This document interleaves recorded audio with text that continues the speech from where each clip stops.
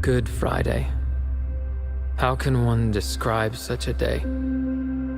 The wrongdoing of all humanity, putting to an end an innocent man, the Son of God.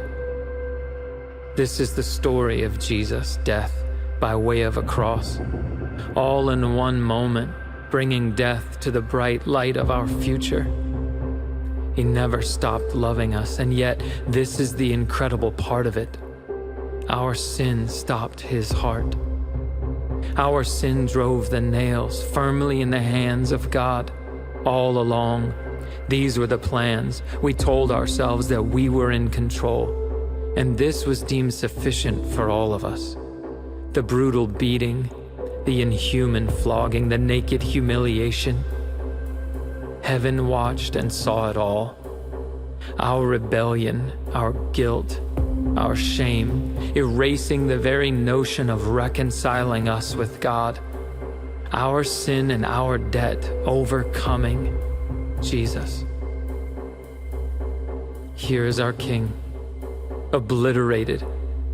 The enemy laughing, his plans unstoppable. There's no longer the sound of freedom rising. Now God's people are utterly broken. Behold the chains of mortality. Yes, this is what is true.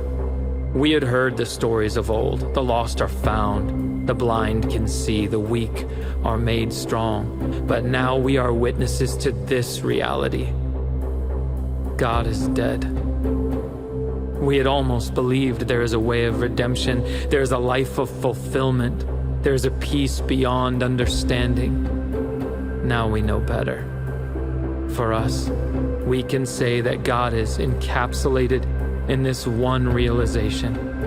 The single greatest sacrifice in human history is finished. How clearly we can see it. So what's so good about Good Friday?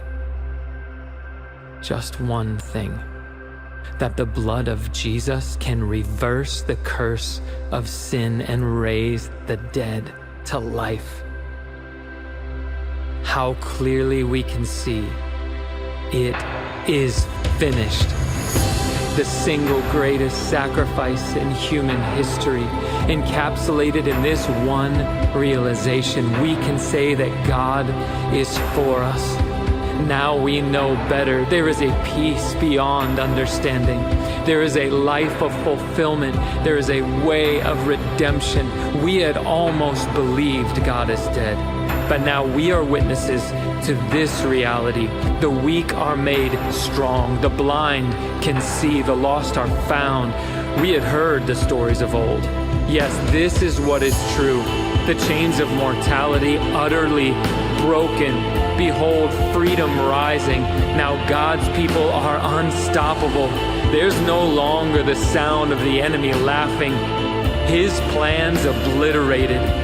Here is our King, Jesus, overcoming our sin and our debt, reconciling us with God, erasing the very notion of our rebellion, our guilt, our shame.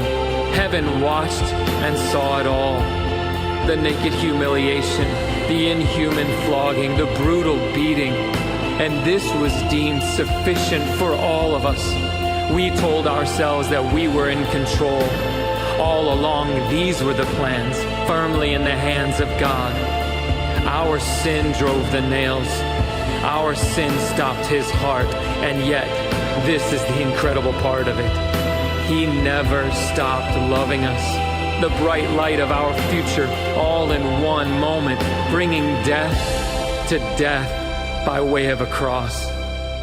This is the story of Jesus, the Son of God, an innocent man, putting to an end the wrongdoing of all humanity. How can one describe such a day? Good Friday.